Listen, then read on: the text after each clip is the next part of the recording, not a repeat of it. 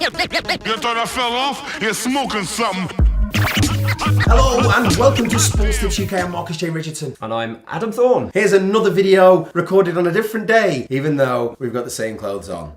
You put a hat on. I've put a hat on. I took my jumper off. Steve still sat there, and she was at the end of the last video. She's been asleep a long time. You probably want to get her looked at by a vet. Anyway, cracking on. Where were we? We were here. This is where we are. Boxing, February the 10th. Lots going on. Hellraiser show, which we're going to have a different video. Have a watch of that. But before we go on to Hellraiser stuff, talk to me, Adam. What's happening in the rest of the world? The rest of the world, I'm going to pick one big fight. For me, it's got a potential future star of boxing fighting. Mikey Garcia is facing Sergey Lipinets.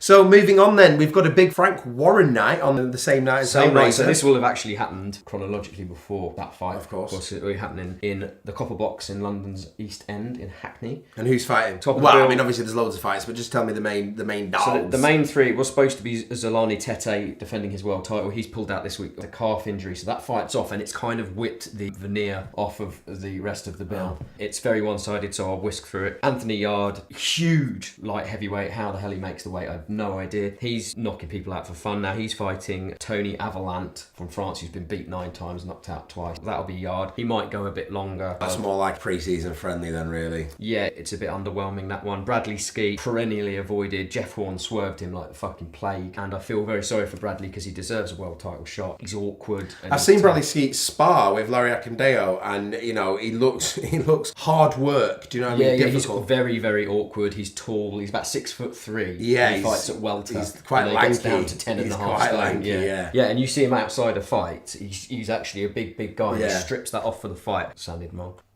He's fighting Laszlo, Toth of Hungary. There's some quality names tonight. Lipinets, Toth. This is why I love boxing.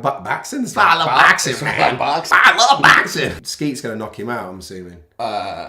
Well, we'll see how durable he is, but yeah, I mean, Skeet is not really a knockout artist, but he has been knocking people out more recently. Yeah, I wouldn't be surprised. Well, the problem is with a lot of these journeymen, they're difficult to beat. Well, he's not a journeyman. I mean, they're fighting for an intercontinental title or something. That was a title. Yeah, there's about their belts on the line. Sorry, I'm thinking of who Yarde's fighting. So what's his record like then? Toth, similar. He's lost a few. He's not really been outside of the east of Europe. He's fought in Germany, Hungary, Poland, places like that. He's not at Russia, I think. He's never been this far east. So as a home fight with Skeet, you're hoping he's going to take advantage quite easily. I think Skeet could look quite good in that. And the next one? Daniel Dubois.